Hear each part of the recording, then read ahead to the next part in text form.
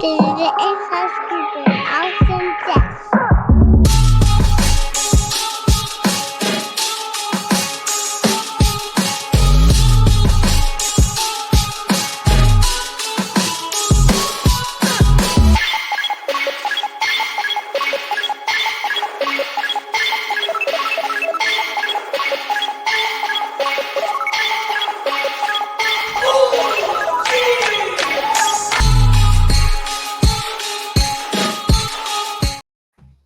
Welcome, everyone, to another edition of Inside Scoop with Alex and Jeff. I am Jeff Doss, and tonight I have a special guest with us, co-host Chris Walker. How you doing, my friend? I'm doing great, Jeff. Glad to be here. It's good to fill in for Alex, and glad to help you guys out.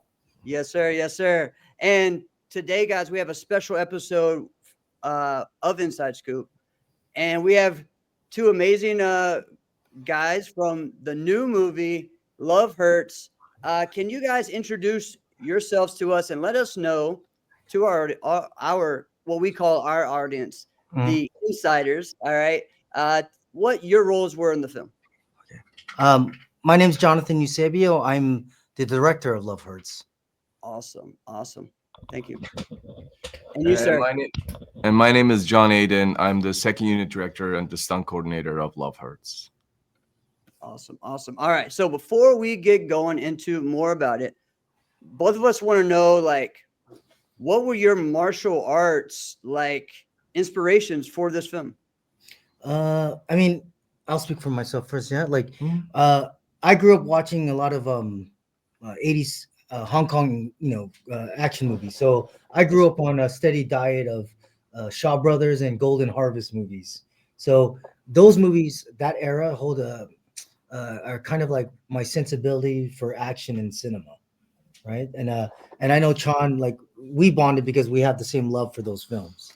That's basically why we're sitting here, while we're still working together, and we've been working for more than 7-8 years now together. Yeah, we've known each other for more than 10. Yeah, more than 10, and working like intensively for like about 7-8 years. Mm-hmm. And we have the same sensibility. I grew up with the same movies, and when I met Jojo the first time and talking about his influences and the type of movies that he grew up with, it's basically the same. Golden Harvest, Shaw Brothers movie, the golden era of Hong Kong cinema, action cinema. That's what influenced me personally, and that's why we connected so well. Yeah, that's cool. Yeah, and Chris and I are the same way. We both love those movies. We talk about that all the time as well. And Chris, what talk more about that as well. That's the golden era of action, in especially out of kung fu in Hong Kong. That was my lead-in. Who specifically inspired you in your in the stunt coordination and the fight scenes?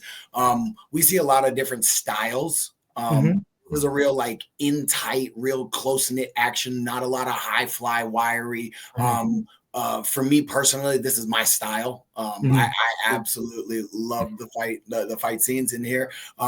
What did you use to draw on to pull that out? Well, I think, like, me and him, like, we have the same sensibility in the action genre. So when this script came out, we were talking, and I was trying to do my homage to those 80s action films.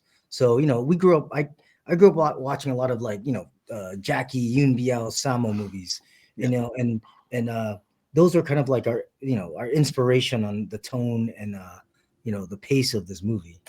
Yeah. Definitely. Yeah, definitely could see that.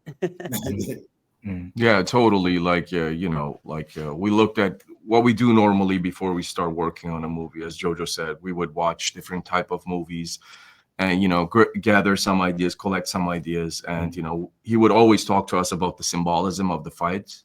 What is the narrative of the fight other than just the moves? We know it's Hong Kong rhythm, and we know it's going to be the old school Hong Kong stunts. But other than that, what is the narrative in the story? And Jojo's very good in that. And that's also something we learned over the years from him. Yeah. And that helped us definitely a lot to have a narrative through the fight, right? As in the kitchen fight, for example, right? Yeah. Well, you just want to have things where the story, the moves are the moves, but, it still has to be character driven. Right, The and, action. and it builds and it adds to it. It's not Yes, and just builds. And then what does he there. learn from this sequence that he uses in the next one? You know what I mean? So as Yes. martial artists, is like, what can you use and you learn, and then you apply it. Yes, Right. yeah, and I loved how there were so many different types of weapons used, right? That were normal, not your normal everyday martial arts weapons, but everyday, like you said, appliances and Right, exactly.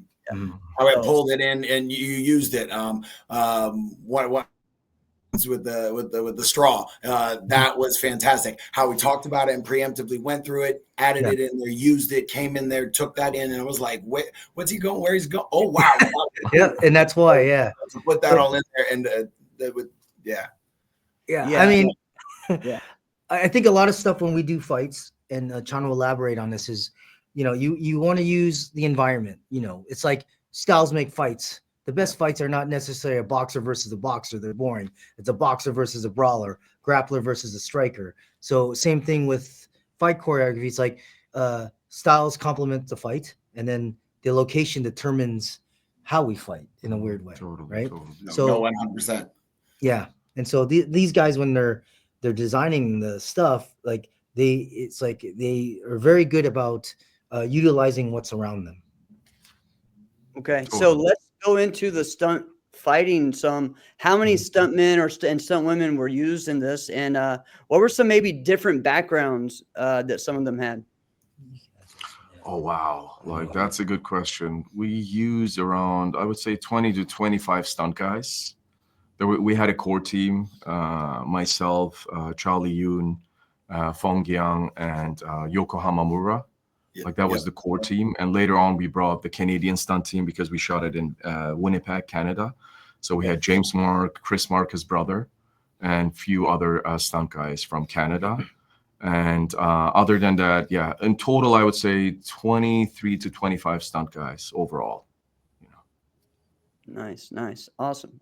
So as far as like just like we said before, your inspiration for this, actually let's go back to that as well. Before you guys said y'all have been working together 7 to 10 years. What was the first time you guys worked together? What was that like?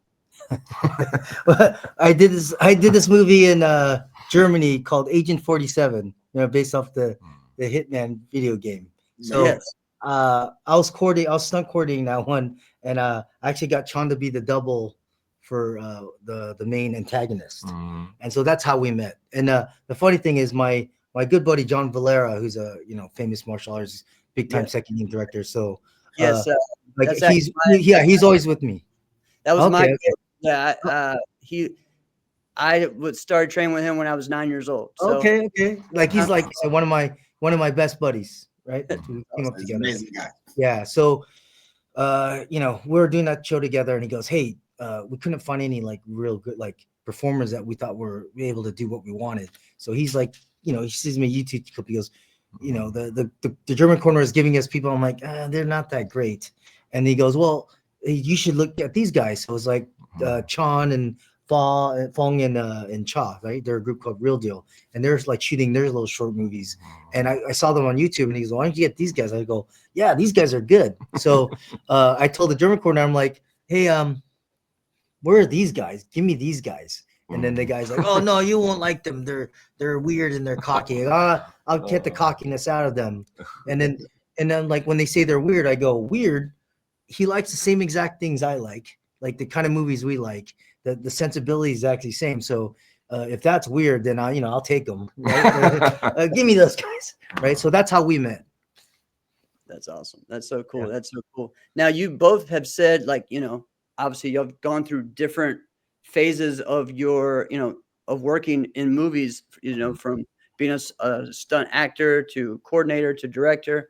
What was that like? What's that like? Take us through that, especially for people. We deal with a lot of sport martial arts people who, and take that through as far as like how they go from one to the next, or if that's even just the journey. No, the journey. I mean, I started out as a stunt performer, right? So I worked my way up. So I was a stunt performer, and then I became like a trainer. Like I'm training the actors, martial arts for movies. Then I became an actual choreographer right? And then I kind of transferred to the actual coordination, running units or running sets, and being in charge of the budget, which is like part of the coordinating job. And then I kind of worked my way up into second unit directing or action directing. So when you go from a second unit director to a main unit, usually with the second unit, it's really about you're kind of operating under a set of rules that's given to you by the director. So you're under this box with a certain level of parameters that are the rules are made for you. The rules of the universe are made. But when you jump to main unit directing, you are creating the universe, right? You have to do all the rules. You're making all the decisions. So you're in charge of all that kind of the stuff for the movie. Now, when you're doing action directing in second unit, you're kind of involved with it's important, but you are involved just with the action portion of it, which is for most movies like the main thing. But now that you're in main unit, I have to really worry about telling a complete story. And the lucky thing for me was, even though I kind of moved up in title, and then Chan and then kind of filled the spot that I left. So when I came director, Chan became my second unit director, right? So the workflow for me never really changed. You just changed in title and pressure, right? Right.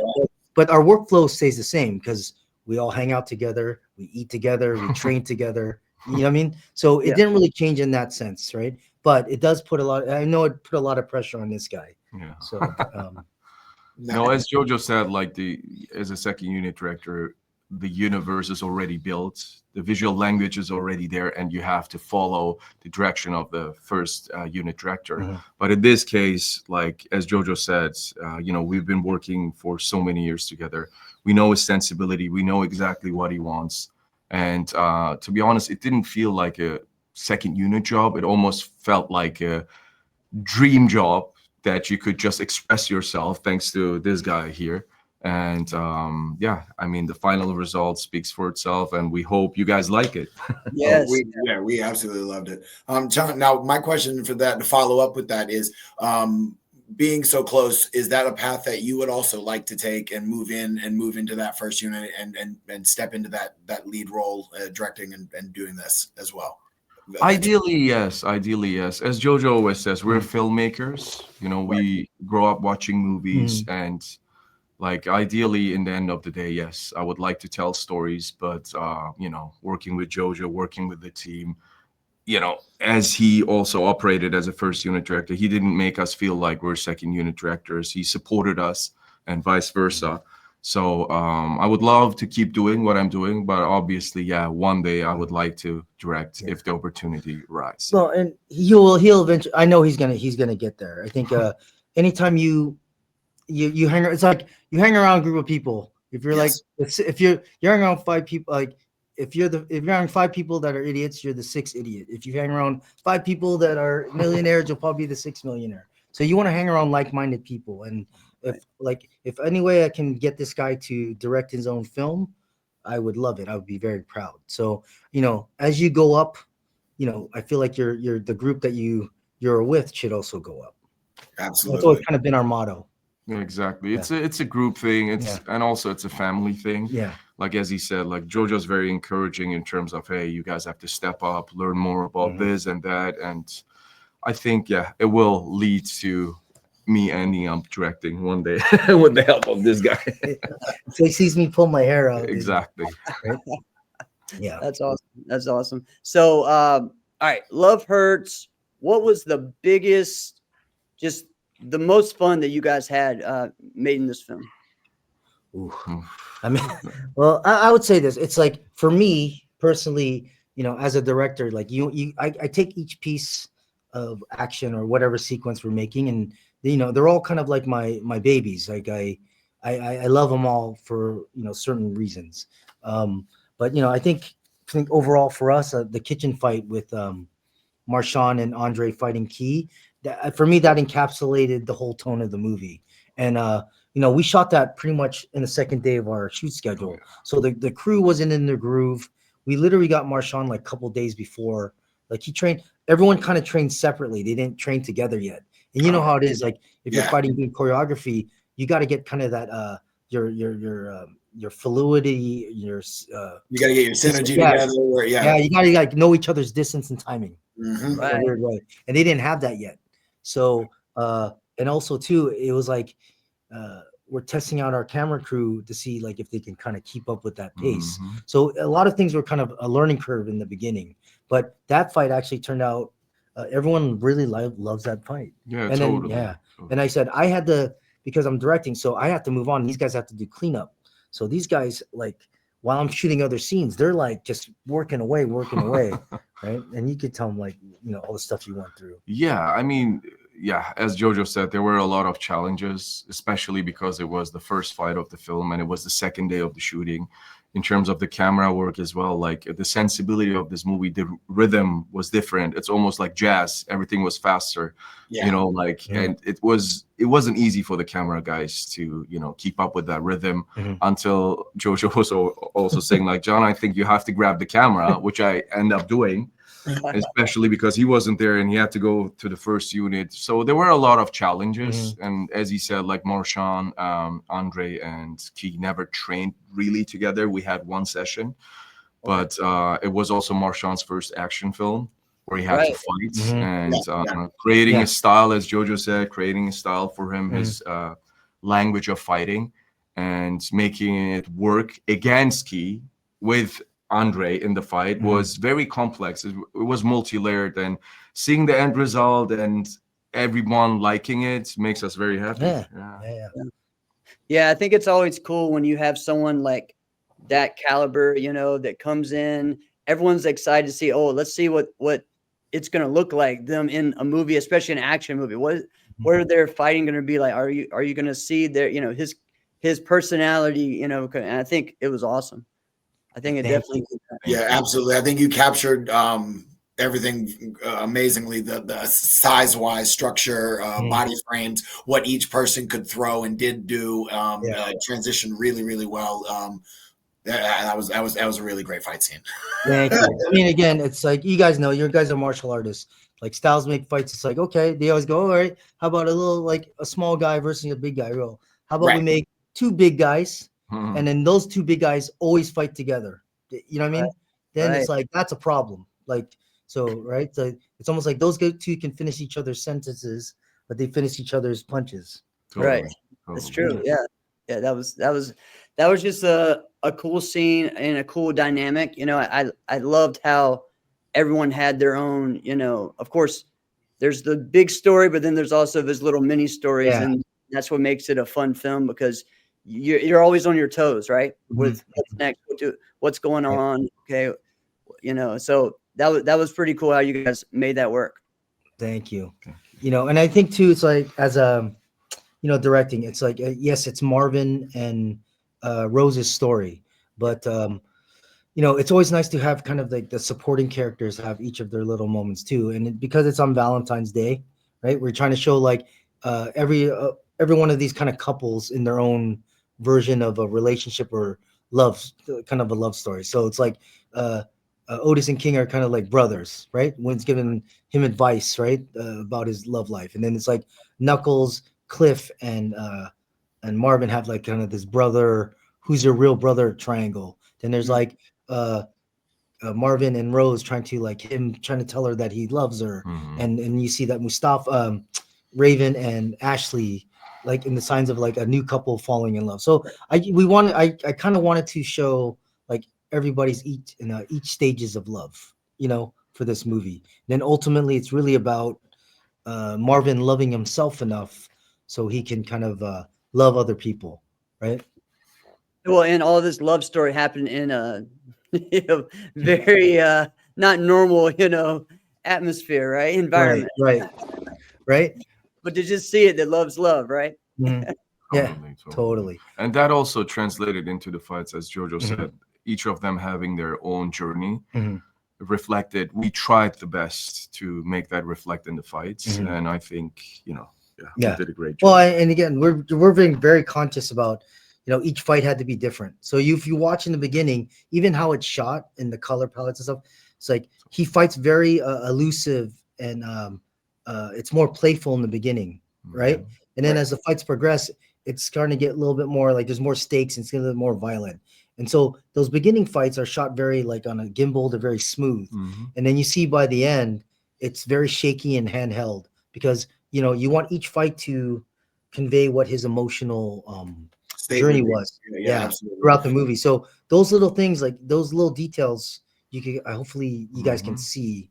Yeah, you could see he's holding back, even defending himself in the first part, and then it just keeps getting more and more and more. Right, until finally he has to let go and be released and be that. Right.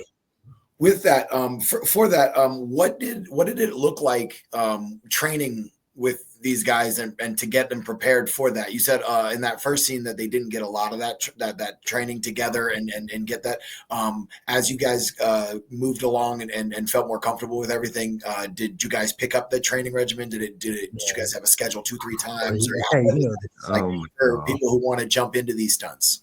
To be honest, time is always your enemy. Right? You're always dealing with time constraints. Yeah, I mean, time is always your enemy. Obviously, we wished we would have more time, but we did the best we could with the time we had. And at the beginning, we were training with Key alone. And later on, when we moved to Canada, Marchand came. Again, we had him just for a day before the fight, his fight sequence. And Andre was there for a week. And Orion was there also for a week, I think. Yeah. And Daniel came later on because he was working on another movie. He had to come in and out. And to be honest, him and Key never trained together. And as Jojo said before, it's very important to feel each other out, the distance, the rhythm, right? The rhythm is so important. And we talked about this so many times with each actor and actresses. And we didn't have much time to put them together, train them together. But in the end, because of their expertise, like Ariane is a great dancer. She knows rhythm, she knows distance, right? And that helped so much. Yeah. And also with Marchand is an athlete. That helped. We tried to take that process and language and philosophy and apply it to in our world. And Jojo had I remember meetings with him talking about exactly that. Hey, you're an athlete. You know this. You know how it feels like to go through the process. And we literally applied that. And the fact that Daniel has experience and did so many Hong Kong movies and action movies helped a lot, to be honest. And we wouldn't be able to pull it off without their help and this guy's support, to be honest. Yeah, I think the hardest part for this is like you have to find a cast that can physically do these type of action movies, right? You don't want to rely on the doubles, so much for that. You want them to do it. And part of the trick too is because there's no time. It's like, how do you make someone look like they've been doing a lifetime of martial arts in literally sometimes 4 weeks, 6 weeks? There's a crazy amount of time. So kudos to these guys to be able to accomplish what they did, considering our time frame. Yeah, that's something that's different, right? With this film than others is like you had said, like it's not just all doubles. It's you guys really teaching them and or just relying on their skills that they have, right? Yeah. That's putting that together to make that like 4 different languages work together in one little coat to make it beautiful, and it transpired that well. That's awesome. So, you talked a little bit about this, but what drew you to the script, you guys? For me, I wanted something that kind of set me apart from my peers.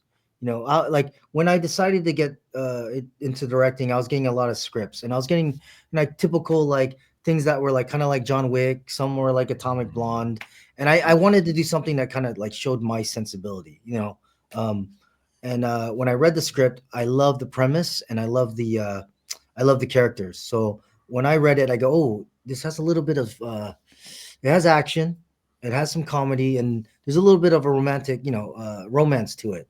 And I know none of my peers were even touching the romantic part, right? But so that's what drew me to the script. I thought I can do something that's a little bit different and kind of help me spread my wings a little bit. Okay. Yeah. I see that. I mean, what's one of the things that kept me on my toes was the parts that normally you would think would be like funny, and they're funny, but they don't end the way that a normal movie would end, right? And it's like, oh, and it's actually in a lot of ways more realistic. Yes. You know, you know, Right. I don't want to, give out everything, but it's just funny how you're like, whoa, okay. And if this is another movie, this person wouldn't have got hurt at all. No, Right. not in No, it did. It seemed like something that would legitimately happen. Like Right. that transitioned really well to me as a viewer, which is fantastic because that doesn't always happen. A lot of times you're watching things and you're like, oh man, I don't know about that. And everything here was like, wow, yes, that. Oh, yes. And, God. it put that in there. Game, but yeah. Right. Well, that's good. I'm glad you like it. I mean, it's all about subverting expectations, right? But again, I came from my martial art background came from more a combative sport background. So I always like to keep kind of the like hard hitting, kind of realistic stuff that would that really happens. So the audience is educated now, so they know like what a real kick, real punch, all these things like what really hurts or not. So at the same time, you want to put that, but at the same time, you want to cinematize it, right? To make it look, theatric, right? Yeah. Does that make it harder for you guys? Does that make it harder or more exciting for you? Because again, like you said, our audience is more educated now. Is people know a lot about martial arts, and in the even in the 80s, it was just wow, okay, that's really cool, But now it's people. There are a lot of people, study some type. Yeah. What is that? It's harder, or What's that? One more time. Does it make it more exciting or harder? Does it make it more exciting for you?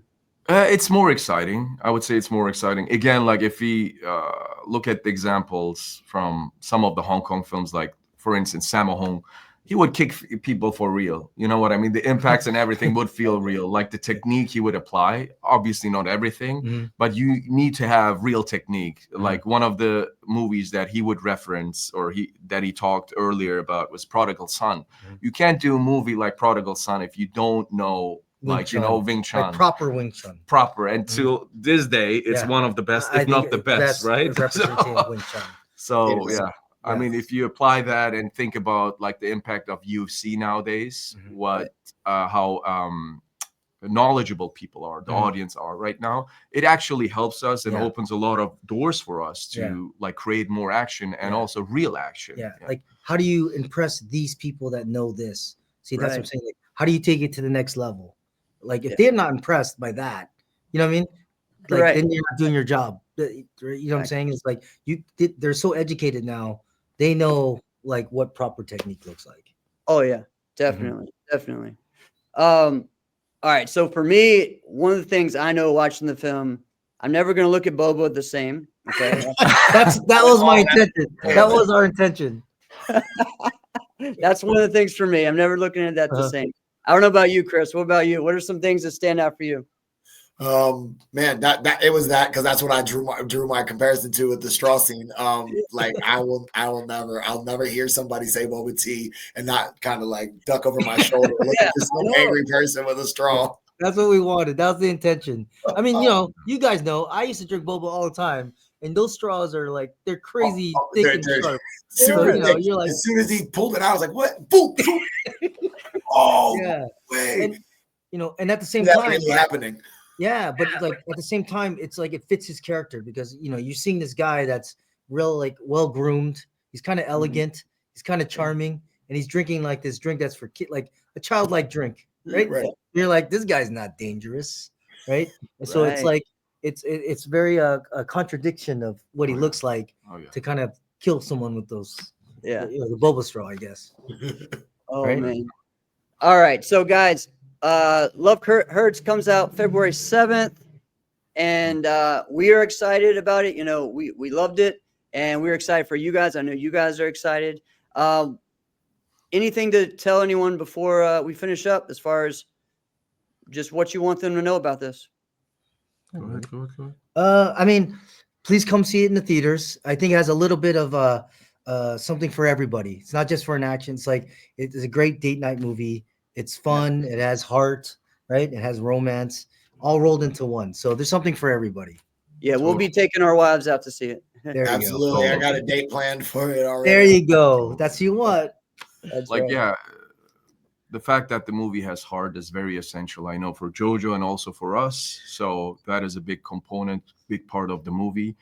But also having a relatable character in an unrelatable situation is circumstances. very, very important. I know for Jojo, for all of us. So it's something for everybody, and you can definitely relate to the character and his journey. So it's exciting for everyone. So we just wish you guys the best. Have fun watching it, Yeah, right? yep. And I support hope you the enjoy it. Hope you enjoy it. Yeah. Awesome. Well, thank you guys so much. And guys, insiders, check out the movie and February 7th. And it's gonna be great, and you're gonna enjoy it. So You guys are gonna love it. All right. Thank you Awesome. guys so much. Thank you. Thank Thank you. you guys. See you guys next time, insiders. All It's right. been a great See ya. episode.